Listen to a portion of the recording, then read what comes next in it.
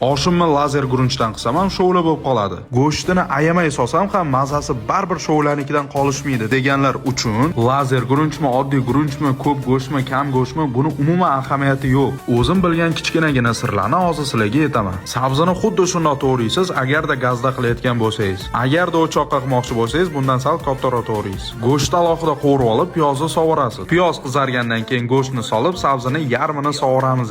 Yaxshilab qizargandan keyin qolgan sabzini ham sovuramiz. Orasini ozginagina ochib, no'xat va mag'izlarni ham sovuramiz. Qaynoq suv solmaymiz, shunchaki to'lguncha muzdek suv solsak bo'ldi. Kamgina zira tashlab, qaynab chiqqandan keyin tuz sovuramiz. Guruchni shirasi chiqib ketguncha yuvmanglar, bo'lmasa oshinglar bemaza bo'lib qoladi. 3 marta muzdek suvga yaxshilab yuvib, qaynoq suvga uvitib qo'ysanglar bo'ldi. Video like 50 mingta bo'ladigan bo'lsa, keyingi videoda qanday qilib damlash va guruchni dona-dona bo'lib qanday chiqishini o'rgataman. Go'sht kuyib ketibdi-ku.